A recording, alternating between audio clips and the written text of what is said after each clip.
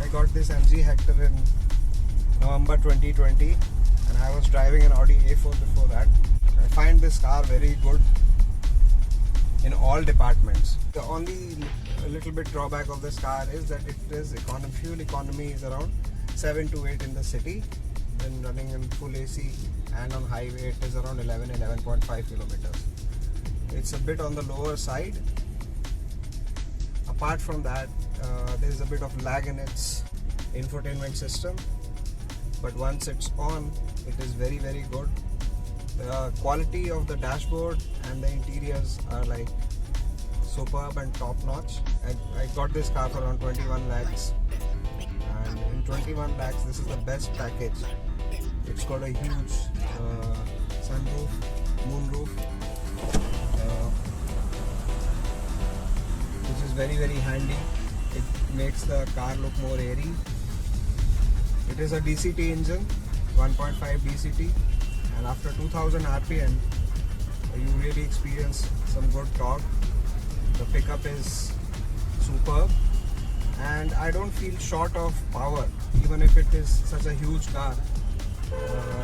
Only 1.5 liter engine, but there is no shortage of power once you need it. So very easy for overtaking and all on the highways.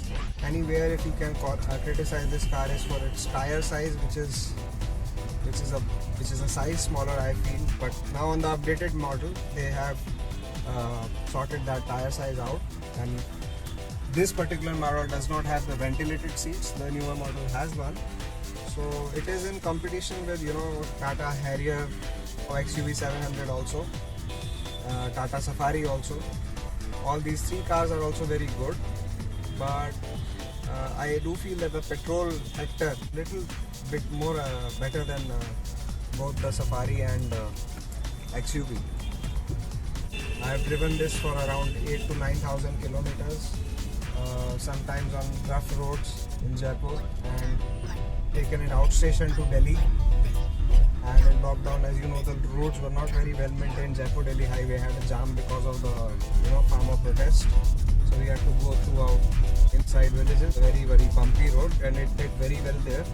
Ground clearance is another good thing. Is 192 mm. It's not too high, not too low. It's a soft off-roader, and I would highly recommend this car for urban families who are having more than like 5 members, a large family.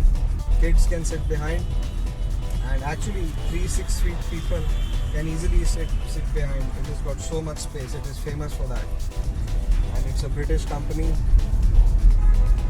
MG Morris Garages. It's got a nice badging.